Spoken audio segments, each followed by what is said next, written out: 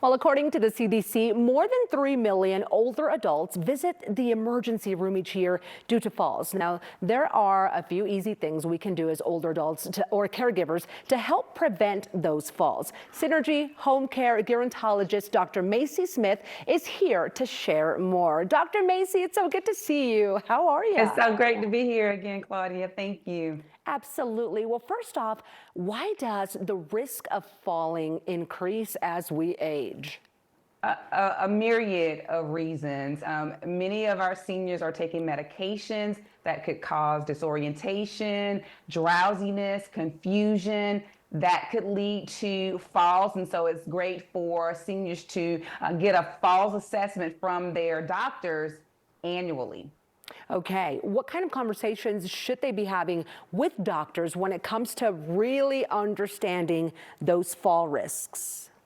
And really, physicians, if they're a geriatrician or if they're caring for the senior population, it should be a part of their routine assessments at the senior's annual examination. And so even though we know that doctors don't remember everything, we're not their only patient, although we like to think so, we're not. It is incumbent upon us as caregivers and also incumbent upon the senior to really recognize some of the fall hazards within their environment so that way they can secure them or remove them to promote a healthy lifestyle for themselves to reduce the risk of winding up in the hospital. A hospital is no place for a senior. If you gotta go, go, but get out of there as soon as possible.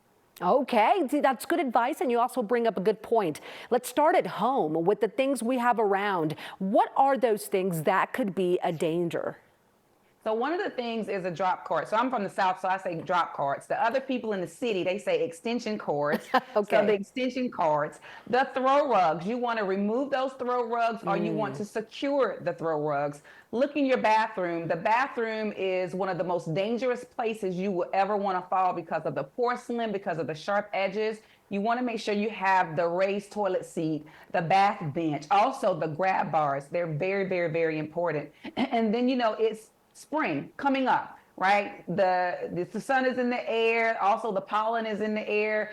Everybody's wanting to get out. So you want to be sure that you're staying active as an older adult. When you stay active, you're strengthening your muscles, you're improving the coordination, you're improving your balance. Yeah. And you also want to ensure that you're staying engaged with your loved ones, being around people and ensuring that people are around you and being able to assess what you're going through, because somebody else may see some balance concerns that you may not have recognized or either you wanted to push it to the back of your brain. And so you want to be sure that you're staying engaged with family, friends, and loved ones. And Claudia, let's not forget about our eyes. You want to be sure that your eye examinations are up to par, at least annually, but as often as needed. When we look at, as we get older, starting at 40, over 19 million Americans over the age of 40 are dealing with some level of age-related macular degeneration. So it doesn't necessarily mean over the age of 65, because every day we're aging. So you want to make sure your vision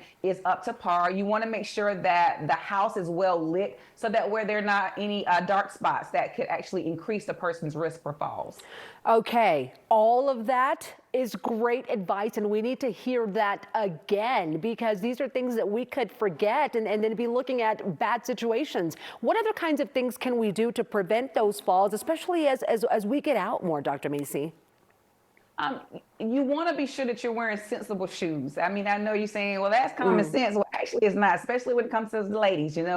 You may want to invest in the lower heels or the flat heels. They still have some cute flat heel shoes out there.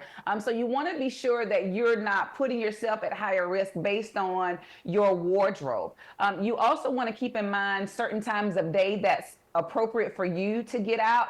If you don't do well at night, you don't need to be driving at night. You don't need to be going out at night alone unless you're with someone else who is driving. Sometimes, Claudia, people don't do well at the height of the day when the sun is really bright. There have been a lot of car accidents when the sun is setting, because that sun is in your eye. So you want to be sure that you are scheduling the things that you need to do and the things that you want to do around certain times of day that are amenable to you to be able to function optimally, again, to reduce your risk of accident, injury, and falls.